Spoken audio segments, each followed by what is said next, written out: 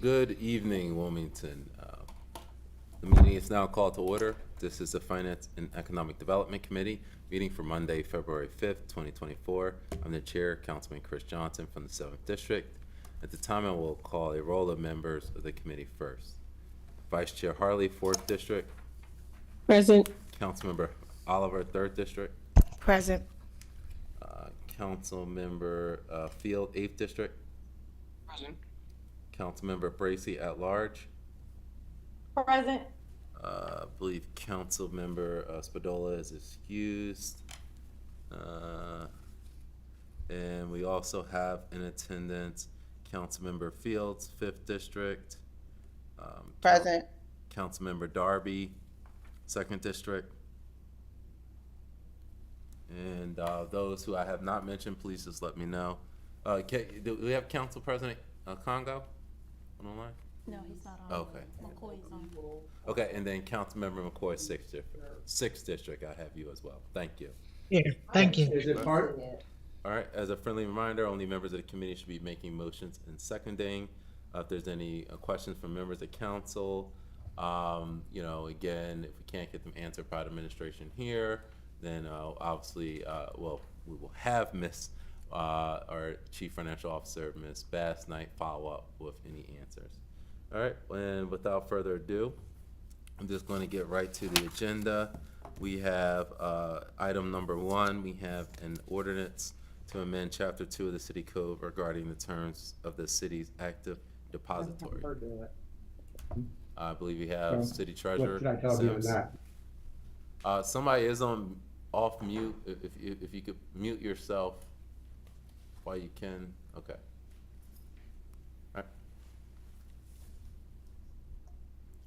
right. Good evening. Good evening, Treasurer Sims. Good evening, sir. Good evening, ma'am.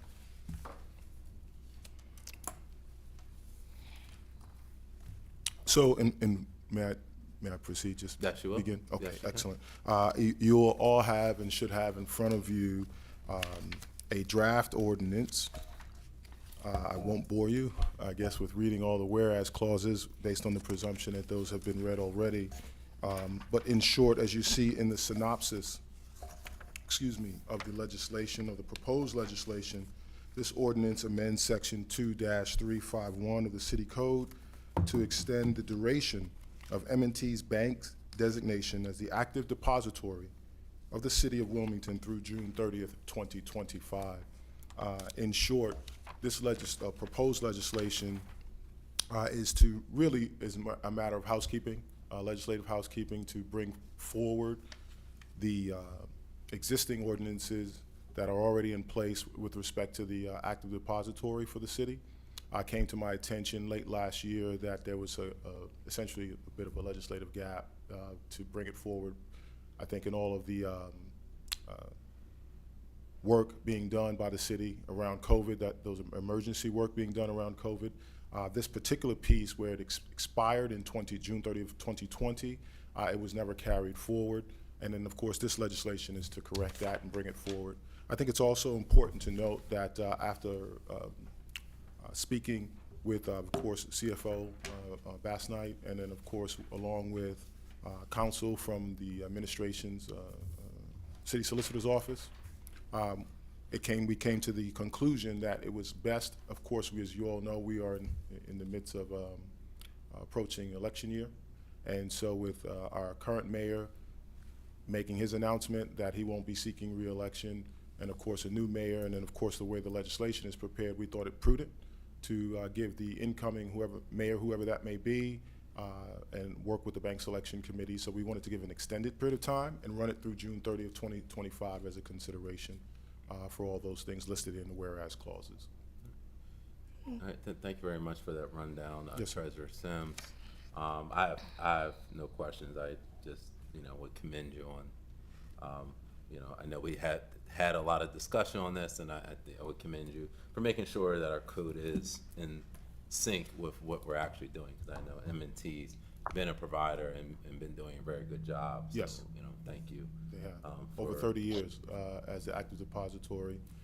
And of course, we continue to have a strong relationship with them. We meet with them on a regular basis. And of course, this is just really some cleanup around code, making sure that we're in line. All right, excellent. All right, any council members have questions? Council member? No, I don't have a question. I'd just like to just reinforce what Councilman Johnson said. You know, I think you're doing a great, outstanding job. Thank you. And I'm just glad that this is being updated because M&T is a really good bank. So thanks again. Thank you both. I appreciate that. Councilwoman Harley? Vice Chair Harley? Yes, thank you, Mr. Chair. Oh, yes, thank you, Mr. Treasurer, for sharing that background regarding, the purpose of the legislation. My only question is this: what was the if we haven't had it in place since 2020? What is the difference now with us establishing it now, and or does that mean that we wasn't doing business with them since 2020? I'm just curious to know, like, why down, and what's the difference? So this, again, is just, thank you for your question, Councilwoman Harley, and good evening. This is, again, just a matter of really legislative cleanup. We have, to answer your question succinctly, been working with M&T Bank consistently for over 30 years now. There has been no gap in banking services to the city. They still hold a significant amount of our funds as the active depository for our general fund, et cetera. So no gap there in terms of operations, if that's your question. This is just a matter of making sure that we carry the legislation forward as it was brought to my attention, and I wanted to make sure, along with everyone else in the administration, that we do our very best to just keep the code in line with what we're actually doing in practice. Oh, okay. So this is a matter of just making sure it was in the legislation or in black and white. Like you said, there was no gap in operations. We just kind of cleaning up our paperwork, I guess you can call it. That is 100% correct. Oh, okay. All right. Thank you. You're welcome. Great job. Thank you. Thank you very much. I'd like to recognize the Council President is on the line as well. I'm going to now kick it to members of the public if there's any public comment on this item. Okay. Saying none, I'll kick it back to council for any last questions or comments. All right. Seeing none, this is an ordinance, so it formally does need to be voted out of committee to full council for a vote. So at this time, I will entertain a motion to move ordinance 24-006 to amend Chapter 2 of the City Code to extend the term of the city's active depository out of committee for a full council vote. Second. All right, it's properly moved and seconded. All those in favor? Aye. Aye. All right. Any opposed? All right, this ordinance has passed committee and will move to full council vote on, do we have the date? February 15th. February 15th, okay. Excellent. Day after Valentine's Day. Thank you, Mr. Chair, Ms. Co-Chair, and council members, thank you. All right, thank you very much, Treasurer Sims. Do you have any other matters on the agenda? No, not at this Okay, time. excellent. All right, thank you. All right, moving down the agenda, item number 2 is ordinance 24-002, which is an ordinance authorizing the issuance of the city's general obligation bond regarding water distribution and transmission improvements. Do we have anyone, this is a Public Works piece, I believe. Do we have anyone from Public Works present? Yes, Mr. Chair. Vince Grocia, Deputy Commissioner, Department of Public Works. All right, Deputy Commissioner. Thank you for joining us. Thank you.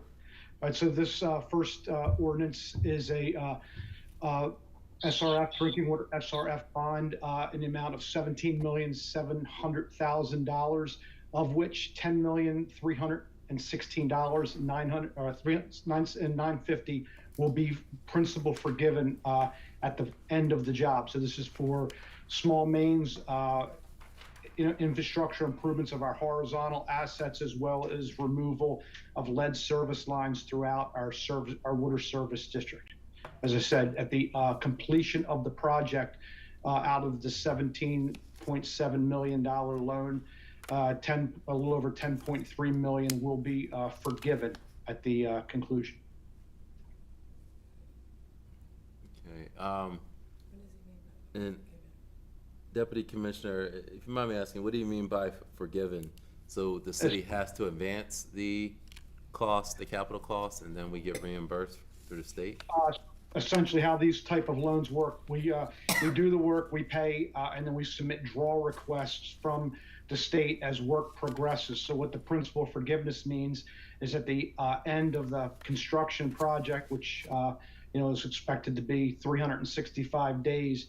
Once the project is done, the principal on the project would be forgiven. So essentially, out of the 17.7 million borrowed, 10.3 million would be a grant.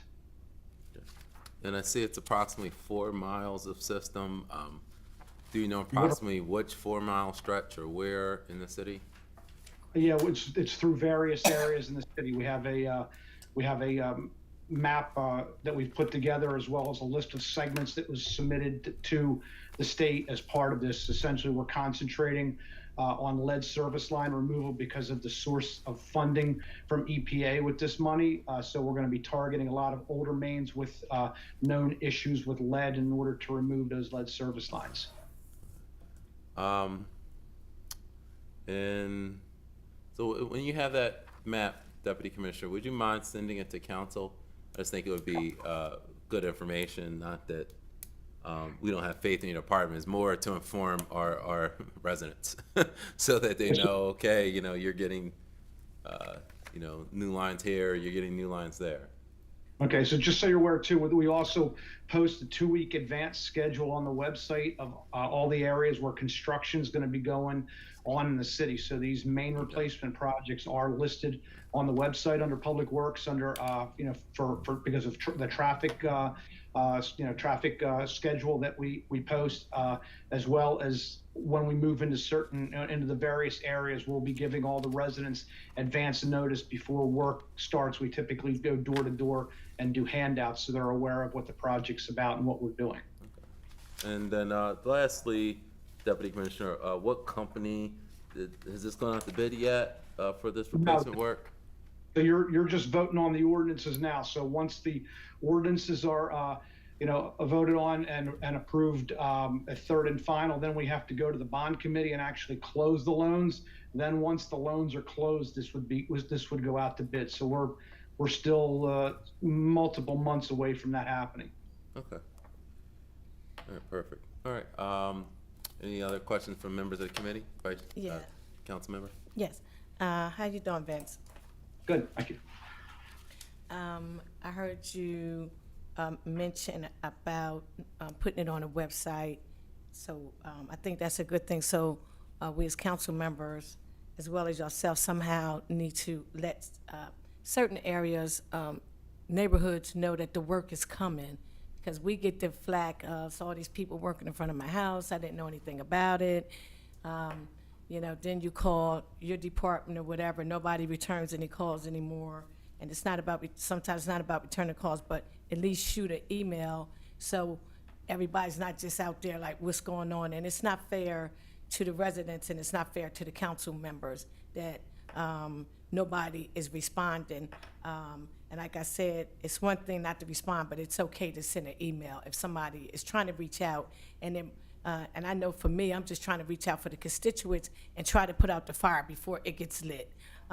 Another thing I wanted to mention is with these projects, whoever gets the bid, somebody needs to emphasize that they have to clean up their material, take that equipment with them when they finish these projects.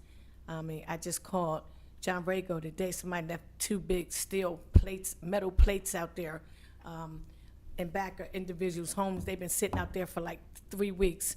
And I think Nathan put something in about individuals being fined with this equipment, and nobody's following up on that. And that was an ordinance. I thought it was. And it's not fair. These people are getting paid a lot of money, and they're just leaving their equipment in various neighborhoods. And I just think someone needs to look into that. And lastly, you said, I know we're months away, but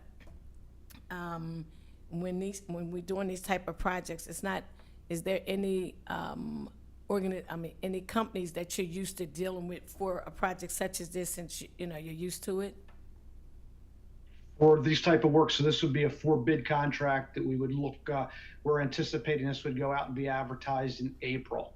But the current small mains contract that we're getting ready to wrap up here shortly was through Brandywine Construction, but this will have to go out for bid and be awarded to the lowest responsible bidder per the city charter. Okay, thank you. Sure. All right, thank you very much, Deputy Commissioner. And now I'm going to turn it to members of the public. If there's any public comments. All right, seeing none, I'll turn it back to members of the committee. Any final questions or comments? Okay, all right, seeing none, this is an ordinance that does need to be properly voted out of committee. At this time, I'll entertain a motion to move ordinance 24-002 out of committee for a full council vote on February 15th. Second. All right, it's been properly moved and seconded. All in favor, say aye. Aye. Any opposed?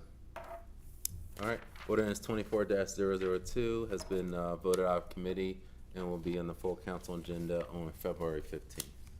Thank you all, and just hold on right there, Deputy Commissioner. I believe there's another item for your department. We have ordinance 24-003, which is another bond ordinance. This one is for PFAS removal project, PFAS, and this is for safe drinking water as well. Deputy Commissioner, can you shed some light on what this piece is? Certainly, thank you. So this is PFAS is an emerging contaminant, also referred to as a forever chemical. What we have done is we've worked with the state and gotten a $1.5 million loan with $1.5 million of principal forgiveness. So essentially, at the end of the project, this becomes a grant with no debt service to the taxpayers and the ratepayers. This particular project we will be looking at design at our Porter filtration plant to plan out the future of what PFAS removal looks like there. That's a new process at the plant that we're going to try to push into an existing footprint where we're somewhat landlocked up there. So it's going to involve the investigation of using granular activated carbon for removal of PFAS in the drinking water. This is a new regulation that's being promulgated by the EPA. They look to sometime early this year, within the next few months, to release this regulation. And this is something that all water utilities across the country will have to abide by. So this is something that's a hot topic now, and it's something that is showing up all over the country that a lot of utilities are going to have to deal with because of the levels that EPA is mandating that they test to. It's essentially becomes a no detect level. It's at 4 parts per trillion is what they're proposing. Okay, and this work will be specifically at the Porter filter plant? Yeah, that's correct. This will be essentially investigation, design, engineering work. The full project will be a lot more costly than this, but essentially what we did is we were able to secure funding that the state had available as principal forgiveness to do this work.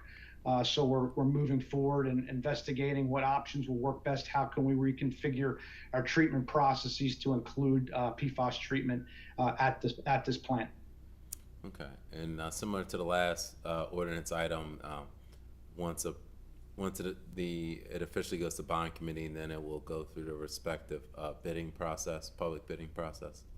That's correct. This is actually going to be more engineering, so this will be more of an RFP than a low bid process. The construction part, obviously, once we get to that phase, would go out for low bid, but this is essentially the design work so we can determine what exactly we need to build in the future and put out to bid.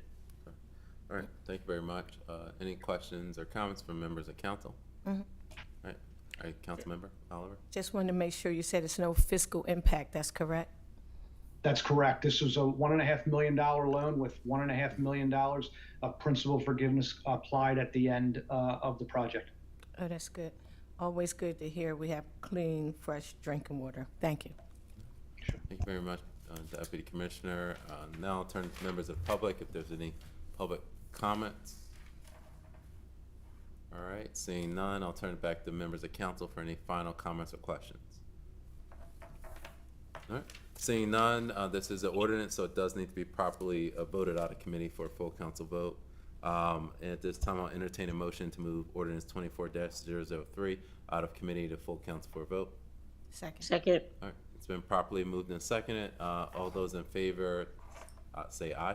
Aye. Aye. All right. Any opposed? All right, ordinance 24-003 has passed out of committee and will be on full council agenda for February 15th, 2024. All right, now we're moving through the agenda. We have a resolution at this time to require human resources to study and present findings to the administrative board regarding college degree requirement removal. I believe this piece is the prime sponsor is Councilmember Oliver, so I will turn the floor over to her to introduce your piece. Thank you, Mr. Chair. This resolution, first of all, I'll wait till I get to the synopsis, because there has been a typo during the synopsis, but I'll wait till I get there. This resolution is in existence because nationwide and various states are relaxing or eliminating the requirement of college degrees for certain jobs, just for certain jobs. And looking at the news and hearing the outpour of the shortage on jobs and all the various states that's eliminating it and equivalating individuals' experience. So a lot of states are adding individuals' experience and creating, adding and subtracting college degrees. So this is just to, now I'm on the synopsis where it was a typo. We are not, this resolution urges the Department of Human Resources. It doesn't require, because we're not able to require them to do anything. But this resolution, because it's a resolution, it's not an ordinance. It's a resolution urging the Department of Human Resources to review and implement a study to determine whether college degrees are required for some of these city jobs. I know they had relaxed, I think I heard, relaxed a few of them over in Public Works, but some of these jobs don't require, college degrees. When you have some people who have experience in various, if they've been in the department for X amount of years, and you have somebody in there and individuals are training them on the job training, some of these individuals can move right into their positions, or some of the people out in the field just looking for employment that have experience in, various departments, should be able to get some of these jobs. I just think it's a way to open the door, like they're doing in other states, to fill some of the gaps as far as the vacancies. Thank you very much, Councilmember Oliver. I would like to be added as a co-sponsor. I was talking about this very subject yesterday, actually in the gym. One of my workout partners is a social worker in the field, and he was talking about DFS, Division of Family Services, trying to attract more social workers and the struggle that they have in the field and how they, actually end up, so low and not able to serve the youth. So, that's directly impacting, youth violence in the city, youth services. So it's definitely important that we can have individuals who are qualified or maybe just having associates, to make sure they can be in positions that are much needed, especially with educating and serving our youth and just dealing with many realms in the city. So I appreciate this effort, and whatever we can do to champion this in the city, I'm certainly for it. So thank you very much for bringing this to light. Thank you. Vice Chair Harley.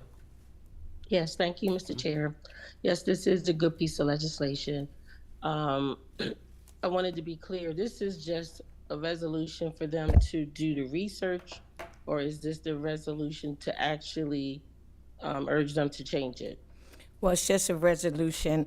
I'm hoping they, do the research and change it. I just wanted to do a resolution. I didn't want to force someone's hand, but we as a body can come back and review this in, in maybe November or maybe July, if we look at the numbers and just see nothing has been done. I just wanted to put it out there in the air. So if we, notice anything in June that nothing has been changed as far as vacancies and all these requirements are still in place, maybe we could come back if we need to and put an ordinance. I was just not trying to say this is a requirement. I just wanted to put it out there, and maybe we can uh, just keep our okay. eye on it. Okay, follow up, Mr. Chair. Yes, please. So do we know today if the language reads a degree or experience? I thought about that when I saw this. In some cases, I know they have in the job, when you look at the job requirements or qualifications, they have, again, a specified degree or experience. Do we know if our if our particular documents read or experience, and would it be possible if it doesn't read that to add it? That would be something to consider if ours do not read or experience, and more than likely it doesn't if you're putting through this Right. resolution. But that could be a easy upgrade or experience. Just add or experience. So I just wanted to share since we're talking about it, and again, it is a great piece of legislation. And if we kept up with what's going on across the country, it definitely is a item that a number of municipalities are looking at to change it to be more accommodating and to fill positions. So if this is the case, this is, whatever way this goes, I would like to be added as a co-sponsor as well. Thank you, Councilman Harley. I like to piggyback off of what you said. Prime example, Darlene Johnson, who worked for Jeff Starkey for years, when she had retired, but she's back, when she took that position coming out of high school, it wasn't a college degree requirement, right? So this is another reason why I think it's important for us to look at it. And when she retired, they put her position, they added a degree in there. So what I'm saying, if she came in from high school and she did that job for almost 25 years, just example, right? And she did a great job at it. Now when she leaves, why was it a requirement for a college degree? You see what I mean? So Understood. I think, I mean, just piggybacking off what you said, some of it should, have it, but that's up to HR. But I didn't mean to really use her name, but just to show you how sometimes we can add unnecessary barriers on individuals. If she came out of high school and she did an excellent job in that position for maybe 25 to 27 years, then when she retires, evidently HR puts a college degree on that, and it took a while for them to even find somebody. I think somebody from the department, I don't remember the whole story, but I remember hearing about it when different people was trying to apply for it, and they were saying, wow, Darlene got that job when she came out of high school. Now she retired. Why would they add that stipulation on there? So I think this is a good piece for them to look at some of them jobs. They're not required, they shouldn't require all the high, that's a good example. And, I'm gonna leave it at that, but I just appreciate your comments on it. Thank you. Yes. Mr. Ms. Chairman, Knight. yes, if I can just provide just a clarifying answer too before you move on to your other colleagues. I just want to share too that this resolution also encourages administration to prepare a report for the admin board regarding the city job postings and degree requirements, and also to share that with the counselor. So I just want to make sure that we're aware that it does require a report as well. Thank you. All right, thank you very much for the highlight, Ms. Bass Knight. All right, Councilmember McCoy? Yes, are you thank still you, there? Okay. Chair. I just wanted to say thank you so much for putting this through, Councilwoman Oliver. This is a great piece of legislation. I would love to be added as a co-sponsor. This is something that I had brought up to administration last year, just after seeing Governor Shapiro of Pennsylvania do the same, where he had cut that part of the job description for almost like 1,000 jobs for the state to try to make sure that they were filling those positions. So I received information, but a report is so needed. And I'm so glad that you thought this thing through and you decided that this is what needs to happen. So I look forward to seeing what this report would actually, the information that this report will bring. So this is a great piece of legislation, and I look forward to seeing my name. Did you want to be added as a sponsor, co-sponsor? Yes. Okay, Yes, here that was- I said sorry. Yes, yes, we have you noted, Councilmember Sorry, I didn't McCoy. hear. it. Thank. Thank you. Up next I have Councilmember Field. Yes, I strongly salute this resolution, and I strongly encourage HR to take a good look at the question. Most city jobs of today that require a bachelor's degree 2 or 3 generations ago, they did not. And I think that's been a major policy mistake by not just the city, but society in general to make a college degree such a mandatory credential for most jobs that didn't have that requirement previously. And I think it's had some unforeseen negative consequences, such as, in some cases, higher unemployment, without question, unnecessary student debt. And so I think this is a very important step, and I'm strongly supportive of it, and I'd like to be added as a co-sponsor. Thank you. Thank you. All right, so noted. And Council President Congo. Yes, I'd like to be added as a co-sponsor also. All right, very well. Now I'll turn it to members of the public for any public comment on this issue. Okay. Oh. All right, seeing none, I'll then turn it back to council for any final comments or questions. I do have Councilmember Fields. Thank you, Committee Chair. I think this is I'm not gonna repeat myself. A good piece of legislation, Councilwoman Oliver. Kudos to you. Thank you for bringing this to the forefront. I would also, and I don't know, tell me if I'm wrong. Did Councilwoman Harley mention like you either have a college degree or years of experience to that? I think that was mentioned in the conversation. I'll just say for me, as I'm in early retirement and I'm constantly looking for work, I see where it says, it's saying either you have coursework or you have years of experience in it. So, that's another thing that we can look at. And I'm not quite sure. I think I heard Councilwoman Harley mention that, or someone mentioned it. But I think that is a good way to go as far as verbiage. So you do have those individuals that did go to college, or that graduated with the college degree, don't feel like, oh, I can't get this job, or those individuals that have the experience but that don't have the college degree feel like they're not going, like they can't apply for those positions. So I just think it's a win-win for everybody, and I would like to be added as a co-sponsor. Thank you. Thank you.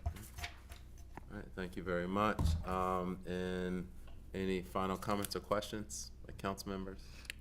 No. Oh, to thank just my colleague, Councilmember Oliver, for bringing this to light.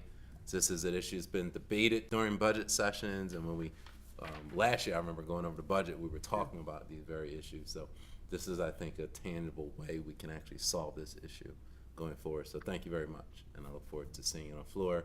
It is a resolution, so it doesn't need to be technically voted on. So I believe it will be on the February 15th agenda. Yes. Okay. Perfect. All Mr. right. Chairman, Oh, excuse me, Mr. Chairman, sorry. may I be permitted to Sorry, speak? before we move off this item, I will let my Director Barnes from HR have the last word. Thank you, Mr. Chairman, and thank you for the comments that have been made. I do want to assure all members of council that our current practices do align with the modern approach of considering demonstrated knowledge, skills and abilities and work experience and professional certifications as opposed to primarily focusing on education when we are assessing an employee's an applicant's qualifications for employment. I want you to also know that prior to posting any job, we review the job requirements with the hiring manager to ensure that they are current and relevant, with a focus on emphasizing experience over education.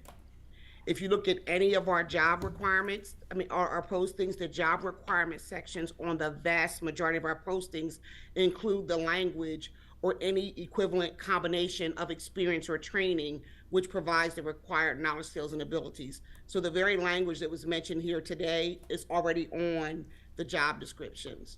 And I did want to thank you, Councilmember McCoy, for mentioning that the information was requested previously, but it was also provided. So probably for about 4 years now, at least 4 years in the running, we have been looking at each of our job postings prior to them being posted to make sure that we are looking at certifications, knowledge, skills, ability, years of experience, as opposed to solely focusing on degree requirements.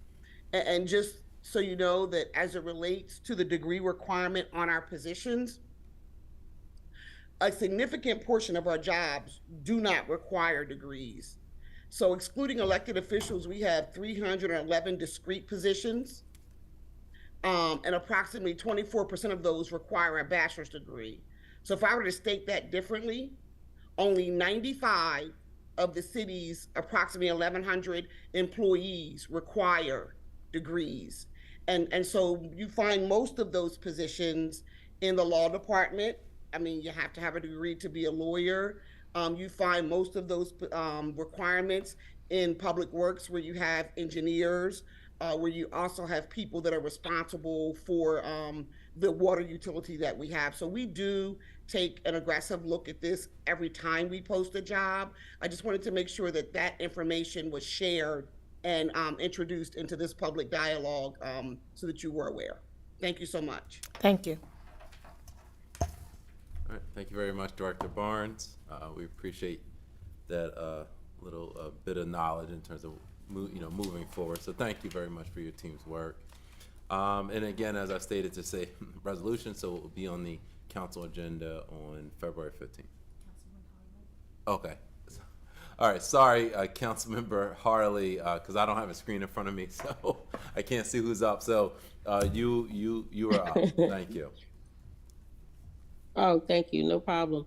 So based on what Director Barnes just said, what is this resolution going to do? Well, what it's going to do is, again, the resolution will urge the, because we don't have any data, that's just based on what Director Barnes said. I haven't, it urges the Department of Human Resources to review and implement a study to determine whether college degrees are required. And as Marshall said, it's going to go in front of the admin board. So we Awesome. will receive That's that right. information. The report, there Correct. you go, boom, thank you. Thanks. All right, excellent. So, all right, any other comments or questions by members of council on this item? All right, seeing none, then we will move to the next item. There was a sudden, I believe, a health emergency from the finance department. So I believe the expenditure control report update will be provided by email. Is that Yes. true, Ms. Bass Knight? Okay. Yes. It'll be provided by the end of the week? Yes. Okay, all right. And that's believe due it to the was- I'm emergency. I believe it was sent over. It was sent over, Chief I Staff? haven't received anything. I'm Okay, well, sorry, we I'm not on my discussed- email. Yeah, okay. All right, well, thank you very much. So, again, we understand that had to move off the agenda, and then the update on compensation study for elected officials.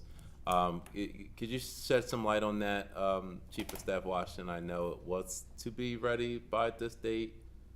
I'm sorry. I believe Director Barnes can give you an update, and she's the principal contact with the consultants. Okay. Director Barnes, if you have a brief update.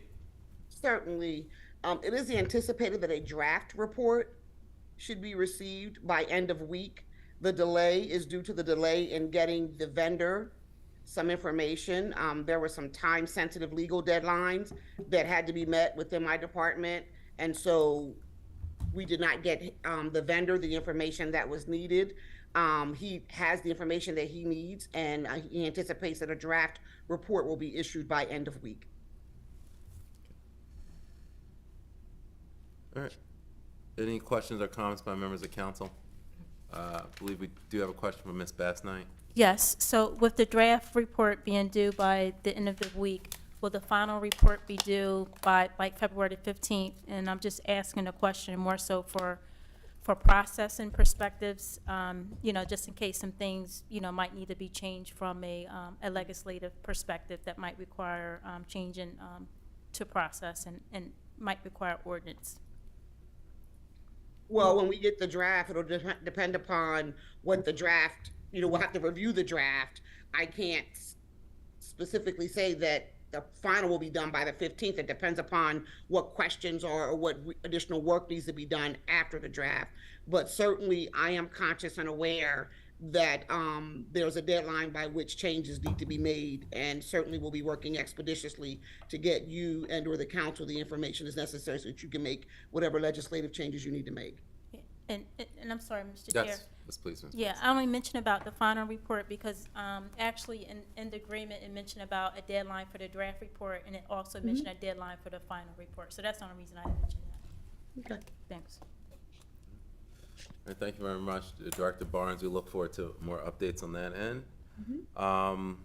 And I will just see if there's any questions from the public on this item. All right. Seeing none, I'll then kick back to council for any final questions or comments on this specific item. Okay. All right, seeing none, I appreciate everyone taking part in this. Oh, sorry. I'm sorry. Yes. Councilmember McCoy. Thank you. I just wanted to state that this is something